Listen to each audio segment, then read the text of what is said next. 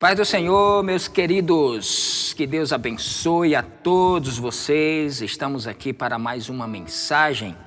Estamos dando sequência ao ensino e ao estudo no livro de Atos dos Apóstolos. Hoje nós começaremos no capítulo 3. Então abra sua Bíblia aí, você em casa, e vamos ler Atos dos Apóstolos, capítulo de número 3, do verso 1 até o verso 10, que diz assim: Certo dia, Pedro e João estavam subindo ao templo na hora da oração, às 3 horas da tarde.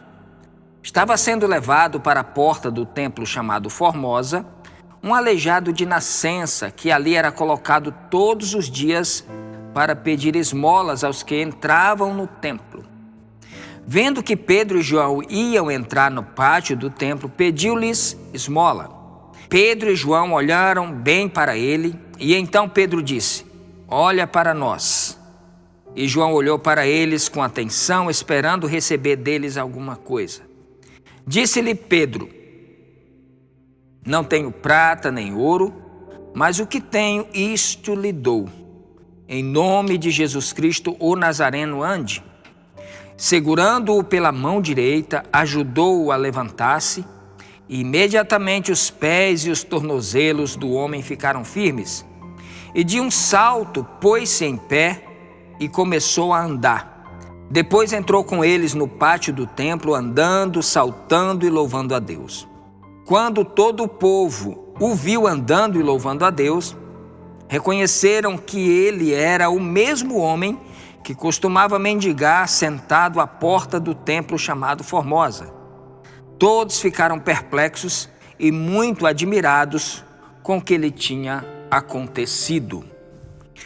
Apenas até o versículo 10, nós vamos, como de costume, trazer algumas informações aqui para os irmãos nesse texto e uma mensagem expositiva aí para o nosso crescimento espiritual.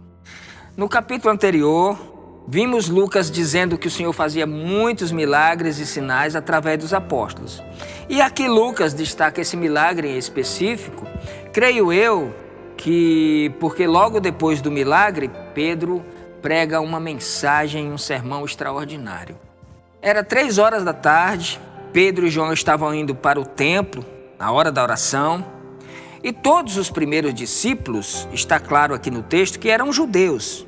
E mesmo depois de se converterem a Jesus, eles não abandonaram algumas práticas judaicas sadias para o crescimento deles, até que eles pudessem desenvolver a fé e fazer essa transição do judaísmo para o cristianismo. Os judeus costumavam orar 3 vezes ao dia, às 9 da manhã, às 15 horas e às 18 horas. Em 2 dessas ocasiões, às 9 da manhã e às 15 horas, tinham os sacrifícios também, exceto às 18 horas. Os discípulos, é claro, não foram para o sacrifício, nem para sacrificar nada, mas eles estavam aproveitando esse momento e esse tempo de oração. Então, Pedro e João não estavam indo oferecer sacrifícios, eles estavam indo orar. E muito provavelmente buscando uma ocasião e uma oportunidade para testemunhar de Jesus, e por isso eles estavam os dois. Vocês lembram que quando Jesus comissiona aqueles 72 discípulos para saírem, ele os manda de 2 em 2? Justamente para que eles pudessem testemunhar e testificar das grandezas do reino de Deus, sempre de 2 em 2. Então eles estavam subindo os dois para o templo, para a hora da oração, com o objetivo de também, além de orar, testificar a respeito de Jesus Cristo. Então Lucas fala que todo dia levavam ali para ficar na porta chamada Porta Formosa, que era uma porta importantíssima ali no templo. Eles levavam um coxo, um moço que nasceu coxo, era coxo de nascença. E eles colocavam ali naquela porta enorme de bronze para pedir esmolas, justamente porque ali existia um trânsito maior de pessoas, onde as pessoas entravam para o pátio do templo através da Porta Formosa. Este homem, tinha mais de 40 anos, era colocado ali praticamente todos os dias naquela porta para pedir esmola. Quando ele vê os discípulos aproximar-se da porta para entrar no templo, ele faz como fez com todas as outras pessoas. Olha para eles e pede uma esmola. E Pedro olha para o homem e faz uma sugestão. Ele disse ao coxo: olha para nós. E nesse dia, Pedro, cheio do Espírito Santo, entende que era o momento de Jesus realizar ali um milagre. Por isso ele pede ao homem para que olhasse para eles com atenção. E o texto diz que o homem olha para eles com muita atenção, esperando receber deles alguma coisa. Talvez, naquela ocasião, o homem pediu despretensiosamente, como pedia para todos os outros. E quando ele recebe essa sugestão, olha para nós, o homem então levanta a cabeça e fixa os olhos nos apóstolos, esperando receber deles aquilo que ele pediu. E depois que Pedro teve a atenção daquele coxo, ele afirma para ele a seguinte frase: não tenho prata, não tenho ouro, mas o que eu tenho, isso eu te dou. E ele diz: em nome de Jesus Cristo, o Nazareno, levanta e anda. O homem, naquele mesmo momento, tentando se levantar, Pedro estende a mão, pega pela mão dele e puxa para cima. E Lucas, como médico, entendendo do assunto, ele já diz: logo os seus tornozelos, os seus artelhos se firmaram. Tudo se endireitou, aqueles pés embolados, enrolados, os ossos totalmente deformados, imediatamente se firmam, se endireitam, e de um salto o homem fica de pé na presença de todos e entra no templo, glorificando a Deus e glorificando a Jesus juntamente com os apóstolos. Ali, irmãos, foi um milagre instantâneo, foi uma obra completa. Aqui foi a primeira vez que esse homem entra no templo, porque a lei de Moisés não permitia que defeituosos, aleijados, coxos, eles não eram permitidos entrar no templo. E esse homem ficava só até a porta. A partir desse dia, ele pôde entrar, glorificando e louvando ao Senhor junto com os apóstolos. O povo ficou maravilhado porque todos eles conheciam aquele coxo. Todos eles sabiam quem ele era. Tinha mais de 40 anos, era um coxo de nascença, era colocado ali todos os dias. E eu creio que os apóstolos muitas vezes já tinham passado por aquele homem ali. Com certeza, já tinham passado por ele muitas vezes. Mas nesse dia em especial, a cura e o milagre chegou na vida desse moço. Eu quero fazer para vocês algumas aplicações aqui nesse texto. Eu trouxe apenas 5 tópicos para a gente pensar. Primeiro tópico, anota aí. É o Espírito Santo quem usa o crente para louvor do nome de Jesus e para a propagação do Evangelho. Aqui a gente não vê a igreja primitiva marcando dias para determinadas operações do Espírito Santo. Mesmo os apóstolos sendo cheios do Espírito Santo, mesmo com dons extraordinários, porque esse é um dom de curar. Existe uma diferença entre o dom de curar, que é uma ordem dada pela própria pessoa. Aqui foi Pedro dizendo: em nome de Jesus Cristo, levanta e anda. Foi dada uma ordem. Esse dom de curar estava na vida dos apóstolos. E a outra parte é o orar para Jesus curar. E nesse caso aqui a cura foi instantaneamente, mas mesmo os discípulos sendo cheios do Espírito Santo, mesmo com dons de cura, mesmo com dons de operação e de milagres extraordinários, eles não faziam agenda para o Espírito Santo. Eles não faziam reuniões de curas, mesmo com dom de curar, porque eles nunca sabiam quando ia acontecer uma cura. Era o Espírito Santo quem testificava, e então através deles o Senhor realizava a cura que o Espírito sugeria. Irmãos, quem marca a agenda para o Espírito Santo é no mínimo um infantil e um presunçoso. Porque quem opera é o Espírito Santo. Quem somos nós para marcar a agenda para o Espírito Santo? como num determinado culto é para ele curar, outro determinado culto é para ele libertar. Ninguém tem domínio sobre o Espírito Santo. Os apóstolos não dominavam o Espírito Santo e nem tinham tal pretensão de dominá-lo. Ao contrário, o Espírito Santo é quem domina os apóstolos. Então não tinha reunião de cura, não tinha reunião de libertação, não. Era o natural do dia a dia, aonde o Espírito queria operar. Através da comunhão que eles tinham com o Espírito, ali se realizava uma cura para louvor do nome de Jesus e para propagação do Evangelho. É o Espírito Santo quem domina a igreja. A igreja não tem poder de encaixotar o Espírito. Seja por mais bem intencionado que seja o pregador, por mais bem intencionado que seja o pastor, o presidente, ou seja lá quem for o que está ministrando sobre aquele povo. Mas ninguém tem domínio sobre o Espírito Santo para determinar a agenda dele. Somente o Espírito Santo é quem faz e acontece no meio do seu povo. Por isso, aqui a gente não tem margem nenhuma para ficar marcando agendas por Espírito Santo, porque é o Espírito Santo quem usa o crente para louvor do nome de Jesus e para a propagação do Evangelho. Segundo tópico.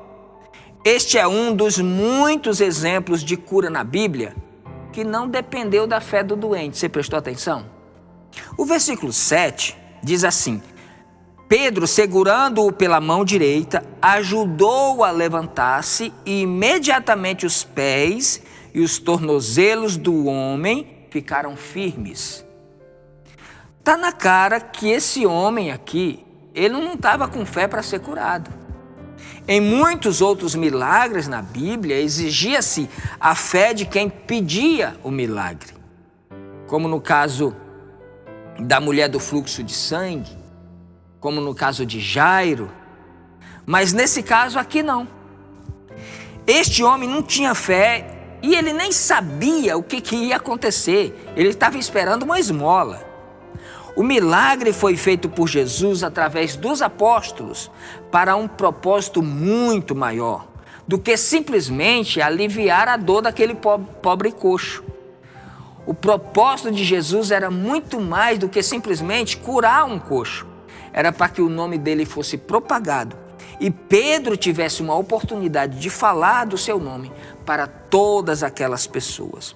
Deus, através dessa cura, abriu uma oportunidade imensa para Pedro pregar diante de todo o povo e de todos os religiosos daquela época, porque Deus sempre tem um propósito maior do que o nosso. Então, nesse caso aqui, a gente percebe que aquele coxo não tinha nenhuma expectativa ou nenhuma fé para que pudesse ser curado. Mas Jesus realizou a cura mesmo assim, porque o propósito de Deus é sempre maior do que o nosso. Saiba disso. O propósito de Deus é sempre maior do que o que você pensa, do que você imagina. Terceiro tópico. O Evangelho é uma proposta à dignidade. Aquele homem era coxo, gente, de nascença. O versículo 8, 9 e 10 diz assim: E de um salto pôs-se em pé e começou a andar. Depois entrou com eles no pátio do templo, andando, saltando e louvando a Deus. Quando todo o povo viu andando e louvando a Deus, reconheceu que ele era o mesmo homem que costumava mendigar, sentado à porta do templo chamada Formosa. E todos ficaram perplexos e muito admirados com o que lhe tinha acontecido. O Evangelho é uma proposta à dignidade. O Evangelho traz dignidade para a pessoa, traz equilíbrio, traz consciência, traz pé no chão. Quantas coisas era impossível para aquele homem? Quantas coisas? Ele não podia ir e nem vir sem a ajuda de ninguém. Estava sempre dependendo de outra pessoa. Ele tinha uma vida limitada. Era muito difícil para ele ver como os outros podiam ir e vir se locomoviam para onde queriam, faziam as suas tarefas livremente, mas ele não podia. Ele tinha uma limitação. Ele não tinha liberdade. Ele estava preso à sua condição. Jesus vem, traz dignidade para aquele homem. E esta é a proposta do Evangelho: trazer dignidade para o ser humano. O Senhor Jesus Cristo quer restaurar a tua dignidade através da tua moral. Talvez você está limitado na sua moral. Talvez você não consegue caminhar. Talvez você se sente limitado em dar um passo além, porque algo te acusa, porque algo te segura, porque algo te cercia.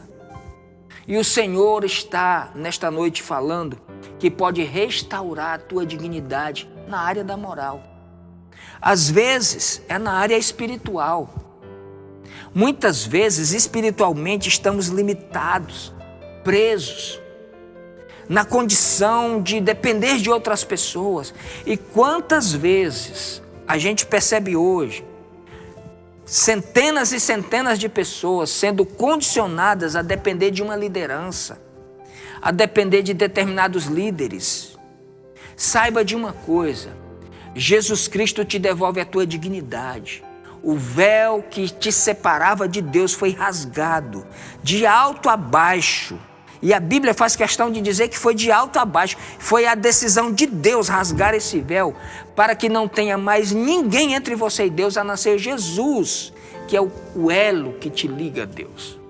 Você não depende de líder, você não depende de guia espiritual, você não depende de cobertura espiritual, você depende única e exclusivamente de Jesus. Jesus quer devolver a sua dignidade espiritual. Todo líder que te ensina a depender dele e não de Jesus, fuja dessa pessoa. Porque a dignidade está em Cristo te restabelecer. Ele quer te firmar os pés. Os teus pés espirituais muito provavelmente estão contorcidos como os pés daquele coxo. Deus quer firmar os teus pés em uma rocha e fazer com que você ande livremente. Muitas vezes estamos presos e o Senhor quer nos restaurar a vida emocional. Quantas vezes emocionalmente estamos presos a alguma coisa? Às vezes estamos presos ao passado, às vezes estamos presos a circunstâncias do momento. Às vezes uma coisa que aconteceu lá no passado, nós não conseguimos nos desvincular dela ainda. E emocionalmente você está carregando pesos do passado. Os teus ombros não aguentam mais carregar este peso. Você está dependente. Você se encontra limitado. Emocionalmente você não consegue dar um passo além. Você não consegue progredir emocionalmente. Talvez foi um relacionamento que não deu certo. Talvez foi alguma coisa que você fez que te envergonhou. E você agora não tem mais coragem de abrir a janela, colocar a cara para fora e retomar a sua vida. Deus quer restaurar a tua dignidade emocional. Dizer que você é capaz, que você pode. Eu vim para que tenham vida, disse Jesus, e a tenham em abundância. Vinde a mim todos os que estáis cansados e sobrecarregados, e eu vos aliviarei. Tomai sobre vós o meu jugo e aprendei de mim, porque sou manso e humilde de coração, e encontrareis descanso para as vossas almas. Não fique preso ao seu lado emocional, pelas cargas negativas que você teve no passado. Liberte-se disso agora, porque o Evangelho é esta proposta à dignidade. Se ele pôde restaurar aquele coxo de nascença, com os seus pés e os seus artérios contorcidos, ele pode restaurar a tua vida emocional, a tua vida moral e a tua vida espiritual em Cristo Jesus. Quarto tópico: o poder e a soberania de Deus estão sobre todas as coisas. A soberania de Deus pode, inclusive, não curar. Para que isso? Para extrair da pessoa o melhor. No caso do coxo, Jesus curou, porque ele tinha um propósito maior. Mas em alguns casos Jesus não cura, também porque o propósito é maior do que você pode imaginar. Para Paulo, Jesus disse: Paulo, a minha graça te basta, então é melhor você com o espinho do que sem o espinho. Paulo entendeu isso e disse: amém, Senhor, que assim seja. Quantas pessoas que através da doença ou da limitação uniram a família?